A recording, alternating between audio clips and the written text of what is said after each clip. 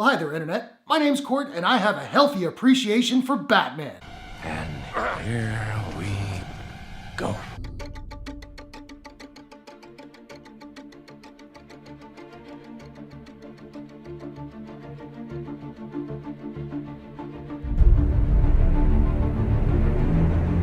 Today is the 10th anniversary of the release of Christopher Nolan's seminal The Dark Knight.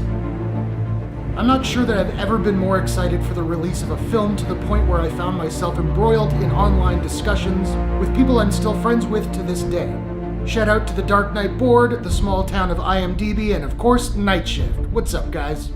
Then the film came out, and in one fell swoop, it transcended the genre.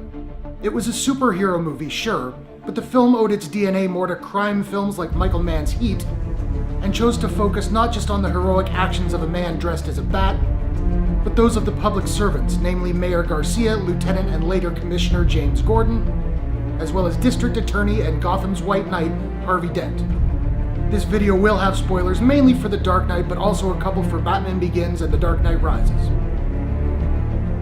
These movies have been out for years, so you've been warned. Let's get the acting out of the way first. All of the main performers in this film are great. I love Christian Bale's Bruce Wayne even more than I love his Batman, who I do love, but the bat growl does get a little bit much at times. Where are they?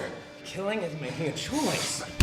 Where are they? Michael Caine is of course wonderful as Alfred Pennyworth. I think Maggie Gyllenhaal elevates the character of Rachel Dawes higher than what Katie Holmes did with the character in Batman Begins. Aaron Eckhart does a brilliant job of showing us the two sides of Harvey Two-Face and really bringing to life his, shall we say, range of emotions. Also, Gary Oldman as Commissioner Gordon is Gary Oldman as Commissioner Gordon, and I don't think I have anything else that I need to say. And then, of course, obviously we have to talk about Heath Ledger. It was such a different take on the Joker, this anarchist in face paint, and he had these huge Jack Nicholson-sized shoes to fill. Jack who? I jest, of course. I love Jack Nicholson's Joker, but literally 10 minutes into this movie, I was not comparing Heath Ledger to Jack Nicholson. Heath Ledger was the Joker, plain and simple. As we all know, he won a posthumous Oscar for the role, and to this day, the interrogation room sequence between him and Batman is one of my favorite sequences in cinema. Now, certain things in comics don't necessarily translate harmoniously to screen, like calling a guy Two-Face.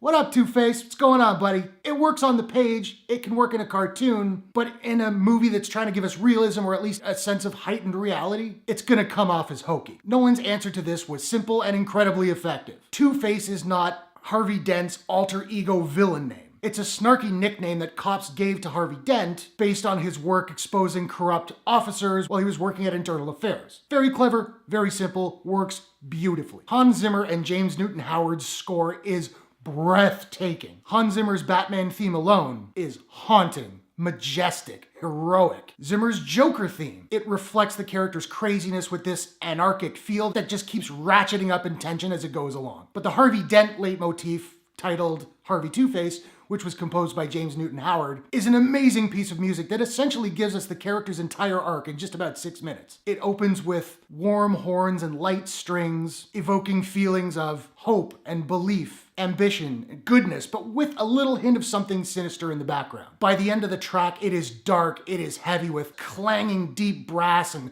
thumping percussion, and it's not difficult to imagine an image of Gotham's White Knight torn asunder riding you down on horseback with all of his wrath. Now, there are a lot of themes at play in The Dark Knight, and many of them have been discussed by many people many times over many years. The theme that Batman as a symbol is more powerful and uncorruptible than a man himself. The ideas of good versus evil and how that is not necessarily a black and white line. Themes of escalation and anarchy. But one thing I thought of that I'd never considered until I sat down to start writing this video: hubris. I think hubris plays a major role in the themes of this film. For example, Dent believes that he can rid the streets of crime and control his rage. You either die a hero, or you live long enough to see yourself become the villain. Yes, you do, Dent. Yes, you do. Bruce honestly believes he can hang up the cape and the cowl and marry Rachel. He also believes that he's got criminals all figured out.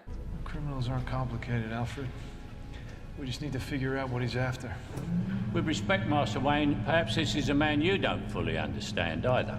Gordon thinks he can make a pact and actually save his city, and even the Joker himself thinks that he can bring Gotham to its knees where the civilized people will eat each other. He thinks he can ruin Batman, Dent, and Gordon. And by the end of the film, or in the case of Gordon, later on in The Dark Knight Rises, all of them are proven wrong. Now, gushing aside, and I am gushing, I do love this movie, it's not a perfect film. And as much as I love it, there are some moments in the flick that just do not work. No more dead cops!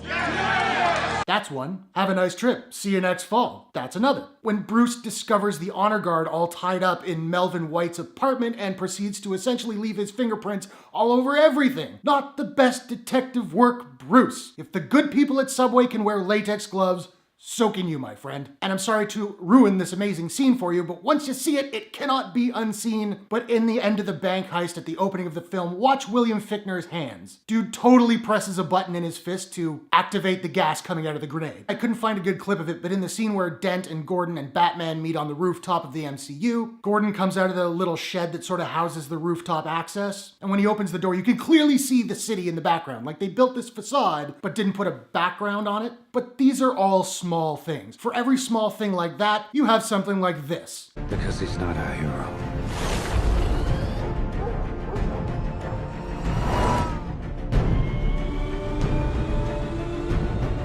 He's a silent guardian. A watchful protector. A dark knight. Suffice it to say, 10 years later, The Dark Knight is still one of my favorite films of all time. And if you're lucky to live in, I think there are 4 cities, I think it's New York, LA, Toronto, and I think there's one more I can't remember. In August, they're going to be re-releasing the movie only in like true IMAX theaters. If you have a chance, go see it. I got to see it in IMAX a couple months ago at the Cinesphere in Toronto. Absolutely incredible. Do it. Now, I don't have a proprietary rating system as of yet, so I'm just trying to figure out what I'm going to give The Dark Knight. And I think I'm going to give The Dark Knight a out of 10. So now I want to know, what did you think of The Dark Knight? What is your favorite scene in the movie? What's your favorite Batman movie of all time? Whatever your thoughts, hit the comments below. Let's discuss. If you enjoyed this review, please smash that like button and give it a share if you really enjoyed it. And hey, why not take a second, do me a favor, click subscribe and ring the bell to subscribe to my channel for more movie reviews, entertainment news, trailer reactions, all that good stuff. You can do so by clicking the Courtshake logo at the bottom right of your screen. Thanks very much for watching. I'll see you guys in the next one. Why So Serious?